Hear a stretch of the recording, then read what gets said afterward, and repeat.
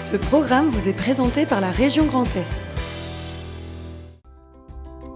Le Crédit Agricole Alsace-Vosges au service de nos territoires et de ceux qui y vivent.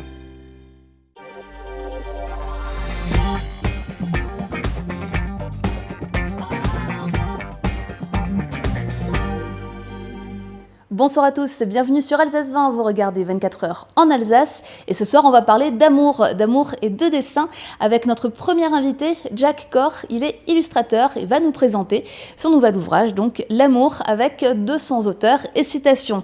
Nos seconds invités, ils viennent de la Robertsau et ils vont nous parler de leur quartier, nous parler des commerces de la Robertsau et puis aussi des illuminations de Noël qui se tiendront ce vendredi. Ensuite nous recevrons Vera Bossiac, elle nous parlera des tendances de l'année.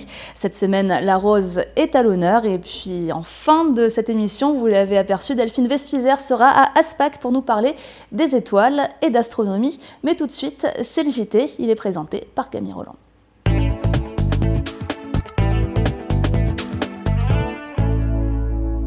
Bonsoir, à la une de l'actualité ce soir, prospectus, catalogue, chaque jour des kilos de publicité s'annoncent dans les boîtes aux lettres. Des Strasbourgeois se mobilisent pour dire stop au phénomène. Un premier colloque sur les conditions de vie de l'ours blanc dans les parcs zoologiques se tient en ce moment à Mulhouse. Et puis Paris aussi a son marché de Noël alsacien, il a ouvert aujourd'hui Gare de l'Est. Mais pour commencer, le bilinguisme, c'est une des compétences de la nouvelle collectivité européenne d'Alsace qui verra le jour d'ici 2021. Une nouvelle étape a été franchie aujourd'hui avec la signature d'une convention avec l'éducation nationale. La future collectivité pourra notamment embaucher des professeurs venant d'Allemagne. Les cursus bilingues et la mobilité des élèves alsaciens seront encouragés et l'apprentissage de l'allemand et l'alsacien se fera dès la maternelle. L'enjeu, créer le premier territoire multilingue. La rectrice de l'Académie de Strasbourg, Sophie Béjean, et la présidente du conseil départemental du Haut-Rhin, Brigitte Klinkert, nous en disent plus au micro de Cécile Motz. C'est à la fois un objectif de développement de la langue du territoire, de la langue régionale, de la place du dialecte, de son articulation avec l'allemand standard, et puis en même temps fournir à tous les jeunes la possibilité d'avoir cette compétence linguistique. C'est vrai avec des objectifs dans le premier degré, en primaire, à l'école élémentaire, où on veut renforcer, développer le bilinguisme. C'est vrai aussi dans le second degré, avec des recrutements de professeurs. Tout cela se fera dans une ESPÉ dédiée, l'ESPÉ de Colmar. Et parallèlement, nous voulons développer l'allemand dans la voie professionnelle parce que l'allemand, c'est aussi un accès facilité à l'emploi. L'autre objectif, c'est que d'ici 2022, on ait 100 enseignants d'allemand en plus en Alsace. Dans les compétences qui vont être données à cette nouvelle collectivité, il y aura moyen, en complément de ce que fait l'éducation nationale, de recruter des enseignants d'allemand et de proposer des heures dédiées à l'allemand, en plus de ce qui se fait aujourd'hui dans nos écoles et dans les périscolaires avec l'aide des communes. Comment accueillir correctement les ours polaires dans les parcs zoologiques ? C'est l'objet d'un colloque organisé aujourd'hui et demain au parc zoologique et botanique de Mulhouse. Et c'est une première en France. Alors que les ours blancs attirent toujours les visiteurs dans les parcs, les conditions de vie de cette espèce menacée posent de plus en plus questions. Marine Zis. Ce matin, les ours polaires du zoo de Mulhouse ont les oreilles qui sifflent. À quelques mètres de leur enclos, en salle de séminaire, on ne parle que d'eux, mais sans en dire du mal, évidemment. On réfléchit au meilleur habitat possible et à la manière d'améliorer leur bien-être. Les ours polaires sont présents à Mulhouse depuis les années 60. Alors qu'ils évoluaient dans un enclos assez bétonné, en 2013, il a été totalement repensé. Il est désormais plus naturel et davantage adapté à l'animal. C'est avant tout les connaissances qui ont évolué et les connaissances évoluant, forcément ça fait changer les mentalités et ce qu'on attend du coup de voir dans un parc zoologique quand on sait qu'un mâle et une femelle ours polaire sont pas censés être ensemble H24 ou en tout cas 365 jours par an, forcément quand on les voit ensemble en permanence dans un enclos où ils n'ont pas la possibilité d'être séparés de l'un de l'autre, ça devient plus acceptable. Intérieur ou extérieur, jouets en forme de pneus ou de quilles, se coucher dans la terre ou se prélasser sur un rocher, les ours ont le choix. Et les vétérinaires veillent sans cesse à varier leur interaction avec les animaux. Super bonhomme. que ce soit au niveau de l'alimentation, des soins ou des divertissements. Si pour certains, il semble encore inconcevable de voir un ours polaire loin de son environnement naturel, il faut savoir que ces bêtes ne savent pas à quoi ressemble une banquise puisqu'elles sont nées ici. Et pour l'équipe du zoo, les parcs animaliers ont encore de longues années devant eux. Il y a plusieurs raisons à l'existence encore à l'heure actuelle de ces parcs zoologiques. Il y a la préservation en elle-même des espèces. Pour les ours polaires, on n'est pas tout à fait dans ce cas-là. En revanche, il y a un gros travail à faire et l'ours polaire en est emblématique. C'est une lutte contre le changement climatique. Et ces ours ont la capacité en fait à cristalliser et à créer de l'empathie auprès de nos visiteurs et de se dire en sortant de devant la vitre d'Aquavision, je veux faire quelque chose pour ces ours dans le milieu naturel. Pour compléter le pouvoir des ours sur la sensibilisation au réchauffement climatique, le parc a mis en place un parcours pédagogique aux abords de l'espace Grand Nord. Le Noël alsacien se fête aussi en dehors de l'Alsace. Direction Gare de l'Est à Paris pour la 37e édition du marché de Noël alsacien. Nora Boirewa.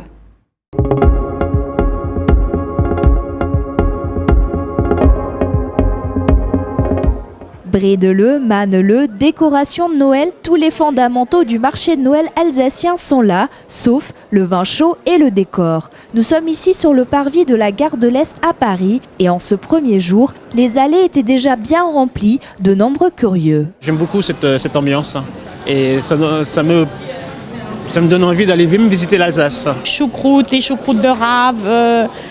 Voilà. Et je suis attirée aussi par les pains d'épices. J'y viens chaque année, tout simplement.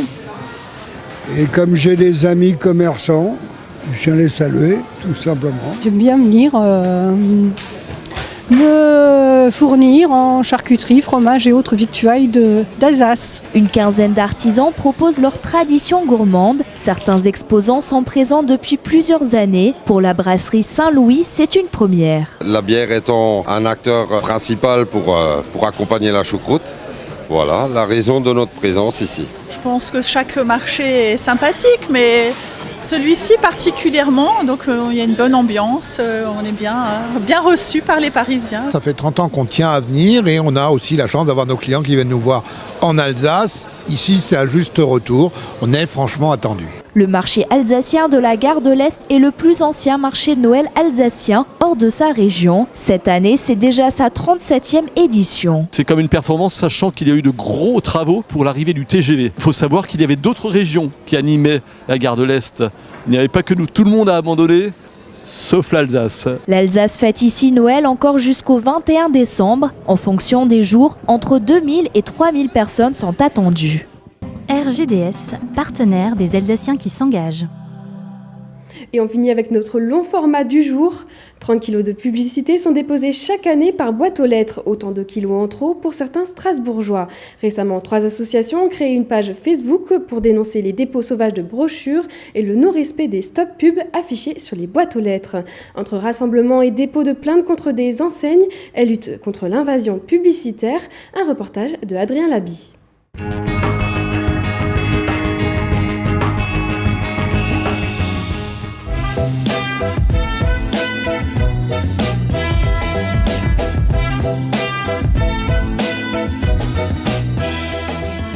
Aujourd'hui, il n'y a rien, mais malgré l'autocollant Stop Pub, Émilien retrouve régulièrement des prospectus dans sa boîte aux lettres. Agences immobilières, restaurateurs, catalogues de la grande distribution, ces publicités ont le ton d'agacer le jeune homme. Le fait déjà de mettre l'autocollant, c'est déjà une volonté de ne pas être emmerdé par des gens, des diffuseurs de publicité, et que ces gens-là ne te respectent pas en mettant leurs annonces. Non, c'est même gênant. C'est gênant, c'est même, je dirais même, bon, je vais pas non plus aller jusqu'à violence en vie privée, mais c'est gênant. Depuis quelques mois, à chaque abus, il prend des photos qu'il poste sur la page Facebook Balance ta pub Strasbourg. Ici, des centaines de photographies que partagent 700 Strasbourgeois excédés par les pratiques des distributeurs, non-respect des autocollants Stop Pub, dépôts sauvages, parfois même sur les pas de porte en pleine rue, les griefs sont nombreux. Derrière cette page, l'équipe de Zéro Déchet Strasbourg. Alors justement, j'ai 26 boîtes aux lettres, dont 8 avec Stop Pub. Donc normalement, on devrait y avoir 16 pubs, et il y en a 31. Parce qu'en plus, ils les posent dans l'entrée. Ils les posent dans l'entrée, mais l'entrée est dans la rue, quoi. C'est même pas... c'est en dehors de l'immeuble, en fait. La moisson de la matinée a été bonne, ici 2,5 kg de papier pour un seul immeuble. Si le collectif se mobilise, c'est avant tout pour des raisons environnementales. Un quart de la production française de papier est destiné à la publicité, soit plus d'1 million de tonnes. Sur une année, cela représente environ 30 kg par boîte aux lettres. Au-delà de l'engagement écologique, Zéro Déchet souhaite que la loi soit respectée. Si les dépôts sauvages sont interdits, ne pas respecter les autocollants Stop Pub est aussi répréhensible. C'est sur ces bases que l'association a déposé plainte cet été, une première en France. Cette plainte, on l'a déposée de manière conjointe avec Résistance à l'agression publicitaire et Zero Waste France. On a fait appel à un juriste et à un avocat pour vraiment qu'elle soit vraiment béton. Et donc on a porté plainte contre Intermarché et Pizza Hut parce que c'était les enseignes qui, entre guillemets, se sentaient le plus en impunité sur Strasbourg par rapport au non-respect des Stop Pub. 10, 11, 12, 13, 14, 15, 16... Avant le dépôt de plainte, le collectif a mené plusieurs mois d'enquête en s'appuyant sur les témoignages de la page Balance ta pub. Contactées préalablement par l'association, les entreprises mises en cause n'ont pas toujours pris très au sérieux cette démarche. La plainte suit aujourd'hui son cours en justice. Chez Zéro Déchet Strasbourg, on se félicite déjà des premiers effets produits par la médiatisation de leur démarche. Dès lors qu'on a déposé cette plainte et qu'elle a été médiatisée, parce qu'elle a été fortement médiatisée même au niveau national, c'est une première en France, il faut savoir, le comportement des enseignes a changé. Déjà, Intermarché a dit qu'ils allaient prendre les dispositions nécessaires pour que ça ne se reproduise pas. Et Pizza Hut a changé, on va dire, de vocable par rapport au non-respect des Stop Pub. Donc déjà, ça, c'est une première victoire. On espère évidemment qu'une enquête sera ouverte. En tout cas, on a tout fait pour. Et on espère, si le cas échéant, ils ouvrent une enquête, que les enseignes soient condamnées. Un bilan déjà très positif pour l'association. Si cette dernière a souhaité cibler les donneurs d'ordre plutôt que les distributeurs, c'est que ces entreprises connues du grand public ont plus à perdre en termes d'image de marque. C'est un milieu très particulier, le milieu de la distribution. Il y a des grands distributeurs avec des employés qui ont des conditions sociales parfois un peu difficiles. On leur demande de faire des tournées quasiment impossibles à tenir. Et c'est pour ça que nous, on préfère passer par les enseignes pour que le client qui fait appel à ces distributeurs-là tape du poing sur la table et dise « Nous, on veut que vous respectiez la loi, on veut que vous fassiez en sorte qu'il n'y ait pas de dépôt sauvage et ni de non-respect de Stop Pub ».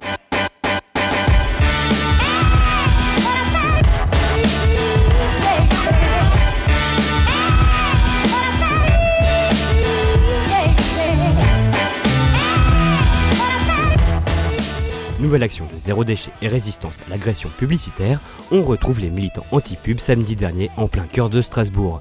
Cette fois-ci, c'est l'enseigne Auchan qui est ciblée. Cette action, elle consiste à faire un retour à l'envoyeur en fait concernant le magasin Auchan qui est derrière moi, puisqu'en fait on a constaté lors du dernier trimestre 21 fois en fait qu'Auchan ne respectait pas les Stop Pub et faisait des dépôts sauvages de publicité. Clou de l'action, la remise d'un prix à la direction de l'enseigne de grande distribution. Alors effectivement, on a essayé de rentrer en contact avec la personne responsable du magasin pour, de manière humoristique, lui remettre le prix de l'enseigne ne respectant le moins la réglementation. Malheureusement, la personne a été assez fermée, n'a pas voulu discuter avec nous, disant qu'il n'était pas au courant. Il faut quand même savoir qu'on a envoyé des lettres recommandées avec accusé de réception à Auchan Kléber, Auchan aux Halles et Auchan siège social. Le directeur d'Auchan n'a pas souhaité non plus répondre à nos questions. Pour faire une distribution massive de Stop Pub, pour éviter d'avoir plein de pubs qui servent à rien. Donc n'hésitez pas à en récupérer, il y a plein de personnes ici pour vous en donner. Au-delà du ciblage d'une enseigne de grande distribution, le but est pour les militants de faire connaître leur action et de distribuer les fameux stickers Stop Pub. Actuellement, une boîte aux lettres sur 5 en est dotée. Chez Zéro Déchet, on espère bien voir ce chiffre augmenter, une action qui rencontre un certain écho auprès des passants. Moi je soutiens à fond, une enseigne ou une autre, peu importe, on ne pointe pas du doigt particulièrement, mais du coup, moi je soutiens à fond, je trouve ça cool. Maintenant tout est numérique et peut-être que si on faisait la pub numérique au lieu de papier, ce serait déjà un bon pas. Et voilà, est-ce qu'on en a vraiment besoin ? Je pense pas. Avec près de 2000 stickers distribués en 3 heures, les militants anti-pub n'ont pas perdu leur après-midi. Pourtant, dès lundi, de nouvelles photos venaient alimenter la page Balance ta pub.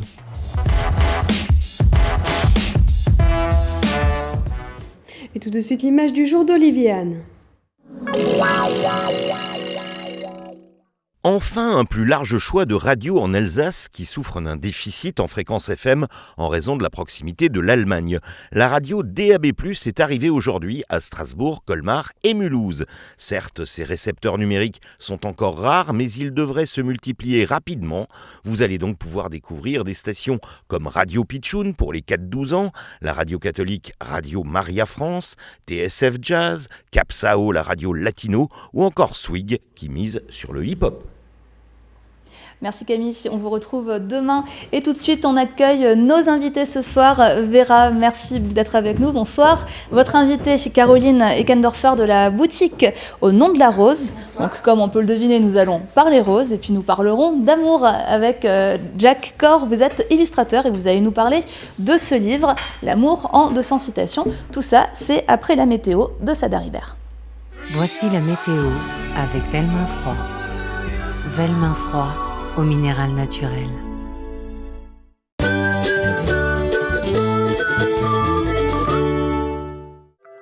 Bonjour à tous et bienvenue sur Alsace 20. Cette journée de jeudi sera un petit peu meilleure puisqu'il y aura du soleil dans votre matinée. Alors certes des passages nuageux mais soleil quand même. Les valeurs dans la matinée, il fera déjà bien doux.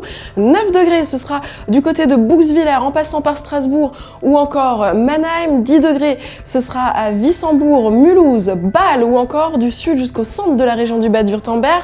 Et 9 degrés si vous êtes à Mannheim. L'après-midi, beaucoup de nuages si vous êtes dans le nord du Bas-Rhin ainsi que du centre jusqu'au sud de la région du Bade-Wurtemberg. Partout ailleurs, alternance entre éclaircies et passages nuageux. Côté température, on se croirait au printemps, mais nous sommes bien en hiver. Il fera 14 degrés, ce sera du côté de Saverne, sur l'ensemble du Haut-Rhin en passant par Pratteln ou encore à Baden-Baden. 13 degrés, la minimale si vous êtes à Fribourg, et 15 degrés de Mannheim en passant par Strasbourg. Votre journée de vendredi, des éclaircies, des passages nuageux et des températures. Regardez, il fera 11 degrés si vous êtes en Alsace ou aux frontières rhénanes. En ce jeudi, nous célébrons les Nicolas. Bonne fête à tous. Le soleil se lèvera à 8h05 pour nous dire au revoir à 16h34. Excellent moment à tous sur Alsace 20 et j'ai le plaisir de vous retrouver dès demain.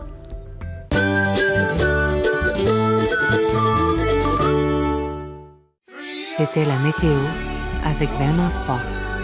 Velmin Froid au minéral naturel.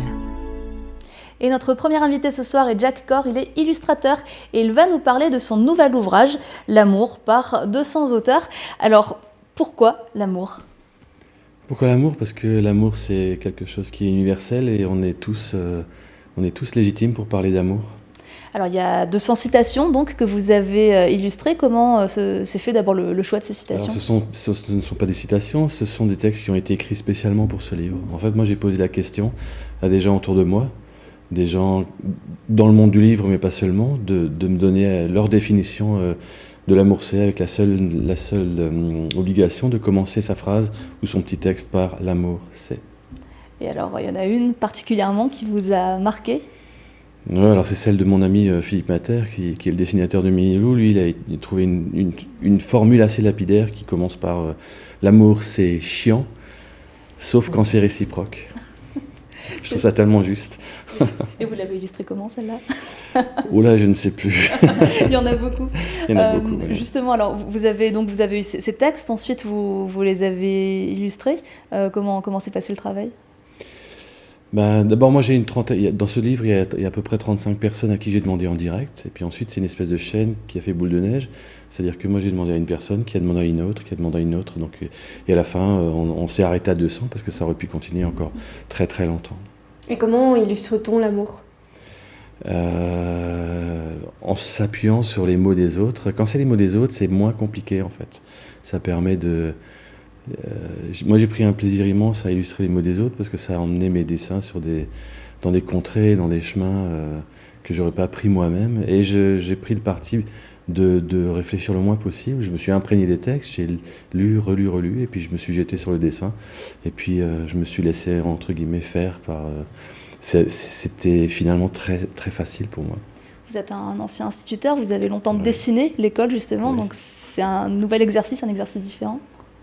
C'est tout à fait différent en fait. Bon, ça reste cohérent avec mon univers graphique.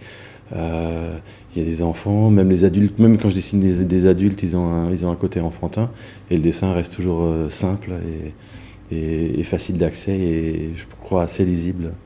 Alors ce livre, donc, il est sorti fin octobre et puis dessus il y a 2 € qui sont reversés à une association, le Rire Médecin. Vous pouvez nous en parler? Voilà, ça, moi je tenais à ce que ça soit. D'abord, je tenais à ce que ce soit une association qui s'occupe uniquement d'enfants, parce que moi j'ai eu la chance de travailler avec des enfants en bonne santé et d'avoir moi-même des enfants en bonne santé. Et le Rire Médecin, en fait, c'est des acteurs et des clowns qui vont dans les hôpitaux et qui offrent de l'amour à des enfants qui sont hospitalisés sur différentes durées en fait, et c'est quelque chose que moi personnellement je serais totalement incapable de faire. Je suis absolument admiratif du travail qu'ils réalisent.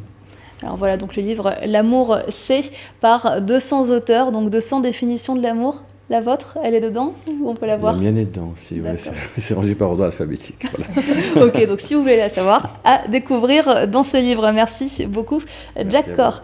Et puis on reste peut-être dans l'amour, puisque maintenant on va parler de rose notamment avec vous, Vera. C'est l'heure du Vera Lifestyle.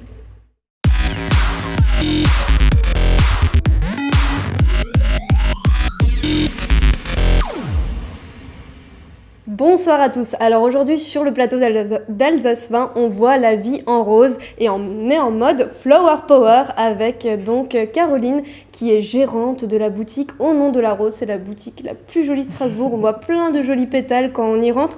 Et justement, qu'est-ce que vous proposez comme produit ? Bonsoir Vera, bonsoir tout le monde. Alors moi je vous propose une boutique de roses. C'est une boutique de monoproduits. Je vends que des roses sous toutes ses formes. Qu'est-ce qu'on peut trouver par exemple, donc des petits Alors, on boîtes. peut y trouver évidemment de la fleur coupée, de la rose coupée. Je fais de la composition avec mes roses. On peut y trouver ce qu'on appelle de la rose éternelle, de la rose qui ne meurt plus jamais, de l'alimentaire à la rose, du cosmétique à la rose, des bougies en rose. Tout ce qui est rose, j'adore. Vous voyez vraiment la vie en rose, c'est la définition. Alors c'est une année un peu spéciale pour vous puisque vous fêtez vos 20 ans. C'est quoi le secret justement de cette longévité ? C'est incroyable aujourd'hui. Alors je pense que le secret aujourd'hui avant tout c'est la passion. La passion me porte, la rose me porte, je vis les choses à fond et je vais toujours chercher des nouveautés, je cherche de partout des nouvelles choses. Votre personnalité aussi qui est très colorée, fleurie si on peut ainsi dire, participe aussi également beaucoup. Vous aimez relever des challenges, vous avez participé à de nombreux concours. Est-ce qu'il y en a un particulièrement comme ça qui vous a marqué ? Oui bien sûr, je suis une fille de challenge. J'aime ça, j'ai besoin de ça, c'est mon énergie. Oui, aujourd'hui, j'ai eu la chance de participer l'an dernier à un concours et je suis aujourd'hui 3e meilleure entreprise fleur de France. Félicitations. En Merci. tout cas, on vous a vu à l'œuvre en photo, là en image, c'est assez impressionnant tout ce que vous faites. Et est-ce que vous avez un produit phare, un produit chouchou à nous présenter ? Oui, j'ai plein de produits chouchous. Alors aujourd'hui, mon produit chouchou, c'est la box que vous voyez devant vous. C'est vraiment, on n'offre plus de bouquets aujourd'hui, on est vraiment dans une tendance de boîtes, de cadeaux. C'est vraiment ce qu'on voit sur Instagram, dans les films américains. Les réseaux sociaux, Instagram, aujourd'hui, c'est vraiment l'avenir. C'est vraiment des choses qu'il faut utiliser. La communication par les réseaux, c'est vraiment ce qui est le plus important. Ensuite, toujours, le romantisme dans la rose de la Belle et la Bête. Voilà. Mais alors, les roses, elles restent là-dedans ? On peut les garder ? Elles restent là-dedans. C'est de la vraie rose dans laquelle on injecte de la glycérine à différents moments de maturité. Du coup, elle est figée. Elle ne bougera plus jamais. C'est pour un amour éternel. Et voilà, offrez l'amour éternel. Vous avez toutes les informations qui s'affichent en dessous. Notre actualité, Vera, peut-être. Alors, il n'y a pas longtemps, la Lune a rencontré la cathédrale. Oui. Alors, on en a vu des photos de la cathédrale, mais alors celle-ci est assez exceptionnelle. Voici la photo de Corentin Quimeno qui a fait le buzz sur les réseaux. Alors, ça a l'air faux et pourtant, la photo est bien réelle. Vous allez comprendre que c'est toute une organisation. Regardez un petit peu cette vidéo. Alors, c'est sûr, on ne peut pas faire cette photo juste avec son téléphone. Il faut un gros zoom ou un télescope et un appareil photo. Ça demande un petit peu d'organisation, vous l'aurez compris. Donc, Corentin a calculé la trajectoire de la Lune pour poser son télescope au bon endroit et immortaliser cet alignement spectaculaire au bon moment. Donc pour apprendre mais aussi pour rêver, je vous donne rendez-vous sur le compte Instagram de Nébuleuse et Cacao. Son univers est absolument magique. Pas mal, À découvrir. Et puis vous avez un coup de cœur aussi cette semaine à nous présenter. Alors mon coup de cœur de la semaine, c'est le nouveau clip de Bo Johnson. Il était là sur le plateau il n'y a pas longtemps et il vient de sortir son nouveau tube, ça s'appelle Cher, qui a été réalisé donc et produit par Mathieu Bucholzer. Regardez les premières images.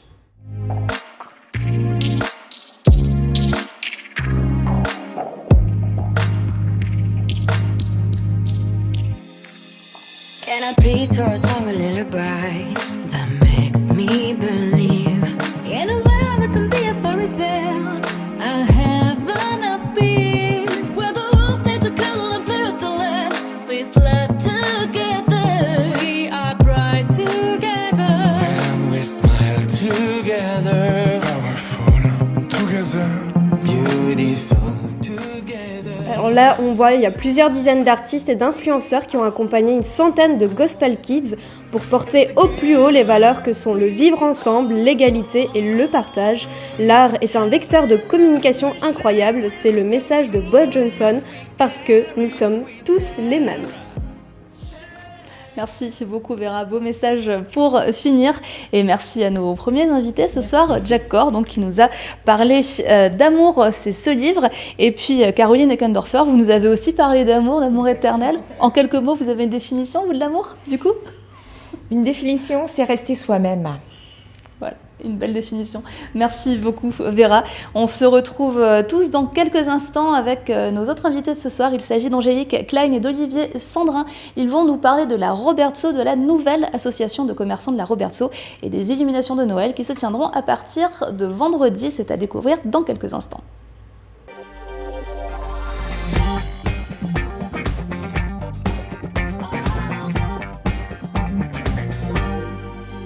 De retour sur le plateau d'Alsace 20 et nous allons maintenant parler du quartier de la Robertso, des illuminations de Noël et puis de ses commerces avec nos deux invités. Olivier Sandrin, bonsoir. Bonsoir. Merci d'être avec nous. Vous êtes le vice-président de la toute nouvelle association des commerçants de la Robertso. Fraîchement créée. Fraîchement créée il y a quelques semaines, larobe.com. Et puis en face de vous, Angélique Klein, bonsoir. Vous êtes vous membre de cette association également. Alors, on va commencer avec la grosse actualité de cette semaine pour vous, c'est les illuminations de Noël, vendredi. C'est une première pour le quartier de la Robertso. Alors, qu'est-ce qui va se passer ? C'est une première qu'on monte pour ce vendredi, là, donc après-demain. On est une quinzaine de personnes à avoir formé un groupe de commerçants de la Robertso et de professionnels. Et voilà, on essaye de convier l'ensemble des gens de la Robertso. Donc vraiment, c'est d'attirer le grand public, les enfants, les parents, les grands-parents, voilà, que ce soit vraiment convivial. C'est dans cet esprit-là qu'on souhaiterait que les gens viennent. Alors ça commence en fin d'après-midi, je crois qu'on aperçoit l'affiche. On peut dire quelques mots de plus sur le programme ? Au programme, dégustation de beaucoup de douceur de la Robertso, de nos commerçants de la Robertso, la visite du Père Noël, le vrai Père Noël, une boîte aux lettres où les enfants pourront déposer leur courrier de Noël, un atelier de décoration de sapin de Noël, qui seront ensuite distribués dans les différentes écoles de la Robertso. Et puis voilà, puis on garde quelques petites surprises. Alors, donc à découvrir vendredi. Alors vous l'avez dit, cette association, elle est toute récente, elle a quelques semaines. C'est important ce type d'animation justement pour faire vivre les commerces dans le quartier. C'était un peu la graine de démarrage. On souhaitait surtout recréer de la connexion, du lien, un esprit de défenseur du quartier. Donc on a un grand principe associatif de recréer du mouvement, créer quelque chose de fédérateur et on a un très bon retour par rapport à ça, une très bonne réponse. Aujourd'hui, on a beaucoup de gens du quartier, de la zone, qui nous soutiennent. Donc, on est vraiment très ravis de tout ça. Et ça se passe pour l'instant pour un démarrage frais. Ça fait que depuis mi-octobre. Voilà, on commence bien, on va dire. Quand on est à proximité d'un gros centre-ville comme Strasbourg, c'est difficile parfois de garder de la vie, justement, ou au contraire, il y a autre chose à offrir ? On défend les valeurs du quartier. On est tous pratiquants de commerce sur le quartier. Il y en a beaucoup qui y habitent. Même de manière générationnelle pour certains. Aujourd'hui, c'est vrai que on essaie de se battre pour ça. Il y a une très bonne qualité de commerce et des gens qui nous suivent. Donc oui, on veut rayonner par rapport au centre-ville et je pense qu'aujourd'hui, on a une touche à amener. C'est une qualité, une prestation vraiment qui fait qu'on ne triche pas les gens. On est des professionnels et on veut le montrer. On veut essayer de se faire connaître. C'est quoi l'âme du quartier ou ce qui distingue le quartier, selon vous ? Je pense qu'il y a une bonne part de proximité. On parlait de proximité tout à l'heure, mais c'est vrai que c'est vraiment révélateur. Par ailleurs, il y a vraiment une diversité d'offres dans ce quartier et je pense que c'est vraiment un village dans la ville. Et il faut qu'on garde cet esprit au cœur de la Robertso et que ça devienne vraiment notre cheval de bataille quelque part. Et on a vraiment envie de développer ce quartier, de le rendre plus vivant qu'il ne l'est et vraiment prendre tout ce qu'on peut prendre en termes d'animation, en termes de cohésion, en termes de communication aussi, faut pas se mentir. Voilà, mais on veut que les gens se sentent bien à la Robertso, mais du matin au soir et pas juste la nuit pour dormir, quoi. Et alors, en quelques mots, il y a déjà un projet annoncé pour la suite ou pour l'instant, après Noël, c'est du boulot? Non, justement, on souhaiterait basculer vers d'autres programmes ou d'autres événements. Donc, on a des petites briefs d'idées. Mais l'idée, c'était vraiment de globaliser la géographie globale du quartier. Donc, pas sectoriser uniquement sur l'entrée rue Beuclin, sur l'axe principal. On voulait vraiment faire des opérations dans tout le quartier de la Robertso. Donc on parlait à un moment de la route de la Vanzeno, quartier Auchan, Cité de Lille, le Wacken, la petite orangerie.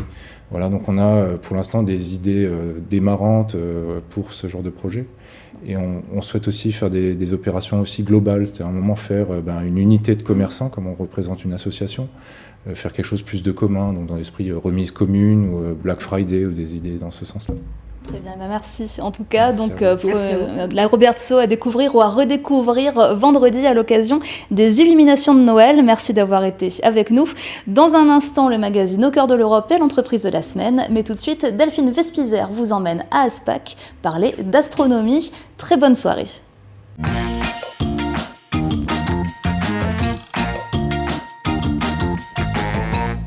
Salut Pinanter et bienvenue à Aspac. Aujourd'hui, je vais vous présenter l'association qui s'appelle Astro Aspac. Comme son nom l'indique, vous avez compris, on va parler des étoiles et je suis avec le fondateur qui s'appelle Jean-Jacques. Bonjour Jean-Jacques. Bonjour Delphine. Merci beaucoup de m'accueillir dans votre observatoire.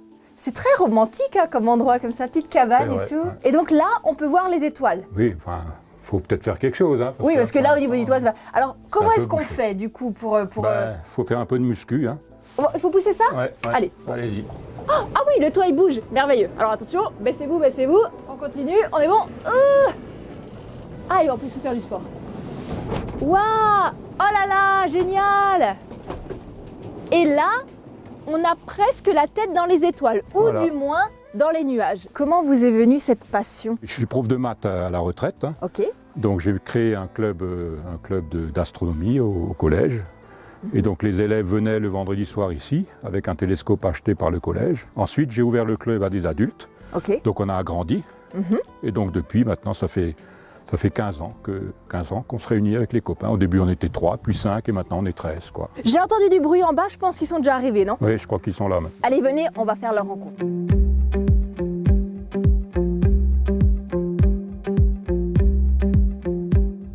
Bonjour messieurs. Bonjour. Ça va? Ça va. Vous êtes bien ici? Bon, alors j'ai plein de questions à vous poser. Ça tombe bien, vous êtes bien nombreux. Est-ce qu'on va parler d'astronomie ou d'astrologie? Parce qu'au final, c'est un peu pareil, non? C'est l'étude des planètes. Non. Là, je sens qu'il y en a certains qui...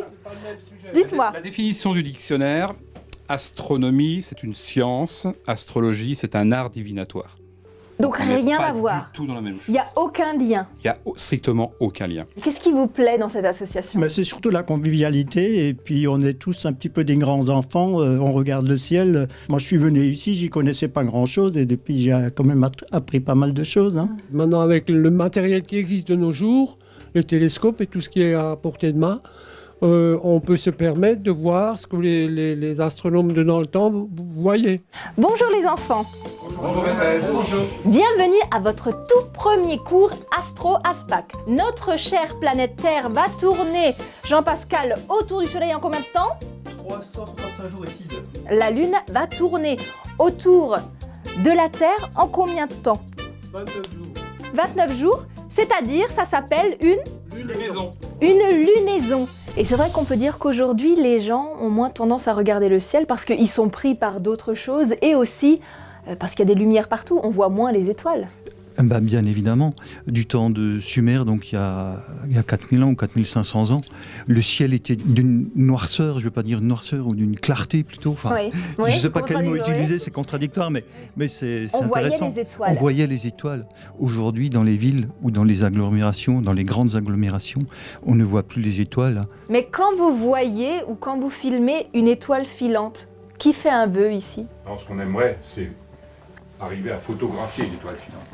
Photographier une étoile Photographier filante. des étoiles filantes, oui, dans le ciel, mais on n'est jamais encore arrivé. Et donc vous, généralement, quand vous voyez une étoile filante, vous faites un vœu? Non, pas du tout, non.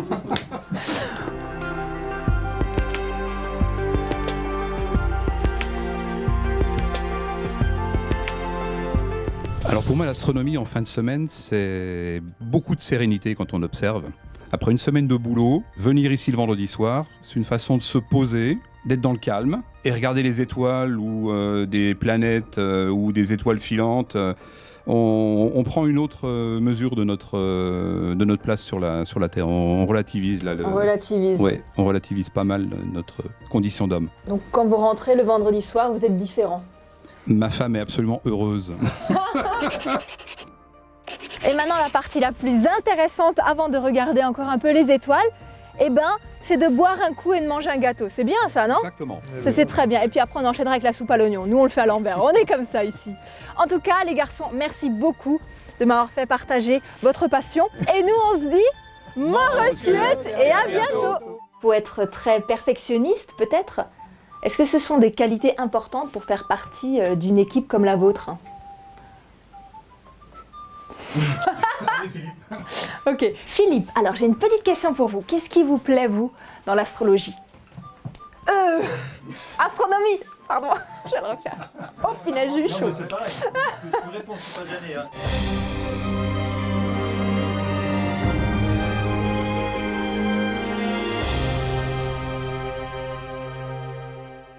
Bonjour et bienvenue, hallo und herzlich willkommen zu der ersten Ausgabe unseres deutsch-französischen Magazins Wir sind Europa, nous sommes l'Europe, das wir gemeinsam mit unserem Partnersender Alsace in Straßburg produzieren. Hallo Fanny. Hallo Isabelle, bonjour à tous, willkommen pour votre nouvelle émission Nous sommes l'Europe, wir sind Europa. Chaque mois, nous allons nous rencontrer sur une thématique franco-allemande avec nos amis de Baden TV à Karlsruhe.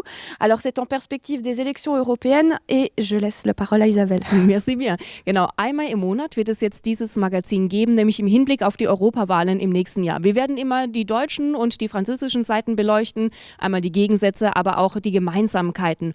Und bei unserer ersten Ausgabe geht es diesmal um das Thema des Weines. Ja, und hier sind wir in Marlenheim. Nous sommes à Marlenheim au domaine Mosbach qui existe depuis 1577. Une entreprise familiale que nous allons découvrir ensemble. Kommt mit!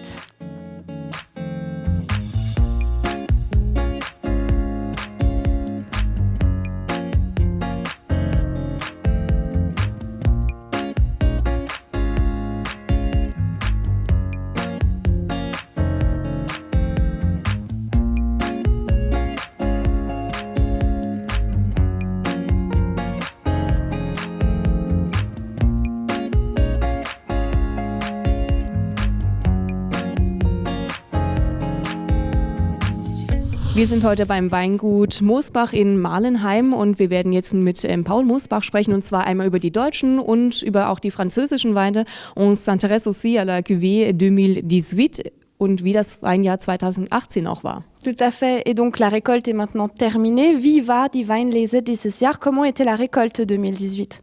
Mais écoutez, je pense que cette année, on a rentré quand même une récolte assez extraordinaire, des vins qui ont une teneur d'alcool très élevée. Et ça rentre dans les très grands millésimes, en sachant que les grands millésimes qu'on a eus, c'était 76. On parle toujours d'une année de sécheresse. Cette année, on a eu une année de sécheresse, mais en plus, on a eu la quantité, une belle quantité. Et le vigneron qui n'est pas content avec un millésime 2018, je pense qu'il doit penser à changer de métier. Bon, alors, ça devrait être une très bonne année pour les vins. Mit der unglaublichen Hitze, das hat ja garantiert auch zu einem guten Wein beigetragen, oder? Mais écoutez, c'est tout le mal qu'on souhaite, parce que pour l'instant, les vins sont en fût. Il faut attendre l'évolution dans les fûts, que les vins ils deviennent plus matures. Et on verra au mois de janvier comment ces vins ont réagi. Isabelle, chez nous, en Alsace, on préfère un petit peu les vins style vendange tardive, les vins un petit peu plus sucrés. Wie ist es bei euch in Deutschland? Est-ce que les Allemands préfèrent les vins plus sucrés, plus secs? Ist es lieblich oder eher trocken? Es ist eher trocken, wobei die Frauen dann auch gerne ein bisschen lieblichen Wein trinken zum Aperitif oder auch zum Dessert dann auch eher lieblich. Und wir waren dann auch bei der Affenthaler Winzergenossenschaft und auch bei einem Sommelier, der das Ganze erklärt. Je vous laisse regarder le reportage. Im Stau stehen, ausnahmsweise mal nicht auf der A5, sondern bei der Affenthaler Winzergenossenschaft. Viele Weinbauer aus der Region warten hier darauf, ihre Trauben abliefern zu können. Nach dem heißen Sommer hat die Weinlese schon im August angefangen. Damit sind die Winzer aus der Region um Bühl etwa einen Monat früher dran als sonst. Sie zeigen sich über das Erntejahr sichtlich zufrieden. Ja, ist sehr überragend für die Winzer, den ich mal behaupte. Mengenmäßig super. Die Moschgewichte stimmen auch, also von der Seite können wir uns diese nicht beklagen. Wir haben noch nie so viel Menge gehabt, noch nie so viel Öchsle gerade oder selten, will ich sagen. Die Weinlese läuft halt super. Bei dem Wetter sowieso. Wenn man die richtige Mannschaft hat, dann macht es richtig Spaß. Winzer Berthold Feist hat in diesem Jahr 3000 Kilogramm Trauben geerntet. Das sind nach der Verarbeitung insgesamt 2000 Liter Wein. Eine beträchtliche Ausbeute im Vergleich zum letzten Jahr. Hier waren es nur etwa 1300 Liter. 2017 war der früh einsetzende Frost an der schlechten Ernte schuld. Die Hitze in diesem Jahr hingegen kein Problem für die Weinbauern. Während andere Pflanzen in diesem Sommer leiden mussten, haben sie die hohen Temperaturen gut weggesteckt. Die Rebe ist nun mal ein Kind des Mittelmeerraums und von dem her liebt die Rebe einfach die Sonne. Und wir sind selber erstaunt, wie wunderbar unsere Reben mit dieser Witterung zurande gekommen ist. Selbst die Trockenheit, also dieser wirkliche Wassermangel, hat unseren Reben überhaupt nicht geschadet. Weinliebhaber dürfen sich also auf jede Menge neuen Wein freuen. Während die Winzer ihre Ernte eingefahren haben, stehen bei Sommelier Gutram Fahner die Weine, die schon getrunken werden können. Er weiß, was die Deutschen gerne an Wein trinken. Ein Lieblingswein kann man vielleicht nicht direkt sagen, aber es gibt natürlich Lieblingsrebsorten, die die Deutschen haben. Dazu zählen im Bad natürlich eher die Burgunder. Aber wenn man eher Richtung Norddeutschland geht, da ist natürlich der Riesling, bedingt durch die geografische Nähe zu den Anbaugebieten, doch der beliebtere Wein. Das Nachbarland Frankreich ist nicht weit entfernt und so finden sich in den Regalen von Gutram Fahner einige französische Weine. Doch die Deutschen müssen sich nicht verstecken. Jedes Land hat seine Besonderheiten. Die deutschen Weine zeichnen sich aus, dass sie einfach relativ leicht vom Alkohol sind. Sie sind filigran, auch in Bezug zur Säure können sie durchaus in manchen Jahren höher sein. Sie sind zart und duftend und auch verspielt, so können wir sie beschreiben. Und von diesen deutschen Weinen wird es in den nächsten Jahren dank der großen Ernte einige geben. Die Winzer erwarten aufgrund des Rekordsommers auch Spitzenweine. Jetzt haben wir einen kleinen Eindruck aus Deutschland bekommen, aber welche Weintypen sind denn in Frankreich beliebt, welche sind denn in Deutschland beliebt? Quel type de vins sont populaires en France et en Allemagne? C'est le rouge, c'est le blanc? Mais écoutez, en France, on est plutôt censé avoir des vins qui sont un petit peu plus souples, c'est-à-dire les Pinot Gris, les Gewürztraminer, en sachant que les Riesling, au bord de la mer, on aime bien un bon Riesling avec un poisson. Après, vous avez sur l'Allemagne, c'est plutôt des vins secs. Dans le temps, en Allemagne, les Allemands venaient en Alsace acheter du vin. Ils viennent toujours, mais on vend beaucoup moins de vin en Allemagne, puisqu'en Allemagne, on fait de très bons vins secs, contrairement il y a quelques années, où on trouvait des vins un petit peu plus souples. Alors justement, vous parliez d'Exportation. Jetzt reden wir über Exportation. Also ihr sagten, dass Sie nicht mehr so viel exportieren in Deutschland. Vous n'exportez plus autant qu'avant en Allemagne. Pourquoi justement est-ce que les vins en Allemagne sont devenus meilleurs? Est-ce que les vins en France sont devenus moins bons? Sind jetzt die Weine in Deutschland besser und die Weine im Elsass ein bisschen weniger qualitativ? Mais on trouve de très très bons vins en Allemagne et donc l'Allemand n'a plus besoin de se déplacer en sachant qu'il vient toujours encore apprécier les bons vins alsaciens, mais qu'on trouve de très bons vins donc aussi chez eux. Et ce qui nous fait que dans les années 80, on remplissait les coffres et maintenant ils viennent, on remplit les coffres à moitié. Ja, an dieser Stelle, Herr Mosbach, vielen Dank, dass wir auch hier bei Ihnen sein durften. Es war schön, Ihre Kellerei, Ihr Weingut kennenzulernen. Merci bien d'être ici. Und ich glaube aber, im Elsass gibt es auch noch etwas Neues zum Thema Wein. Ja, ganz genau, Isabel. Bei uns jetzt gibt es eine Akademie, eine internationale Akademie von den Elsässer Weine, une académie des vins en Alsace. Nous avons rencontré les étudiants qui ont fait leur première rentrée cette année en Alsace sur la route des vins. On vous laisse regarder le reportage. Seule région viticole qui n'a pas son académie des vins, eh bien aujourd'hui c'est chose faite. C'est dans les anciens locaux de la marque Adidas que siège l'Académie internationale des vins en Alsace à Landersheim. Clémence et Thibaut font leur rentrée cet après-midi. Pour le jeune sommelier et la jeune femme qui souhaite reprendre le domaine familial, les motivations sont multiples. Pour sortir un peu de l'hôtellerie-restauration, mais tout en restant dans le vin, donc plus l'aspect commerce que je ne connais pas du tout en grande distribution. Les techniques de commercialisation, techniques de vente, voilà un peu tout ça. Ce qui m'a vraiment intéressé, c'est déjà cette pédagogie un petit peu nouvelle qui change des établissements traditionnels et également cette dimension vraiment d'ouverture à l'international. C'est pas que de la théorie, il y aura beaucoup de mise en pratique, ne serait-ce que les dégustations par exemple, donc c'est vraiment ces aspects-là. L'EVA propose une formation adaptée et professionnelle autour du vin. Même si l'académie est implantée en Alsace, elle est résolument tournée vers l'international. EVA, AIVA, signifie l'Académie internationale des vins en Alsace et pas l'Académie internationale des vins d'Alsace. Donc on étudiera tous les vins français, sans exception, et on ira vers les spiritueux et les vins étrangers, de façon à ce que les étudiants aient un background international. Aujourd'hui, on a des partenariats qui se mettent en place avec des écoles allemandes. C'est clair qu'on va, donc, au mois de novembre, j'irai à Stuttgart, à l'école des vins. On a des partenariats plus exotiques, je dirais, notamment avec la Chine. L'Allemagne, c'est logique, ce sont nos partenaires traditionnels, je dirais. L'Académie espère d'ici quelques années pouvoir accueillir 250 étudiants, dont un tiers d'étrangers. Notre émission touche à sa fin und das war sie schon, die erste Folge von Wer sind Europa? Nous sommes l'Europe. Genau, im Dezember gibt es dann die nächste Ausgabe. Bis dahin machen Sie es dann gut. En décembre, on se retrouve avec une nouvelle thématique franco-allemande. Merci à tous, bis bald. Bis bald. Tschüss.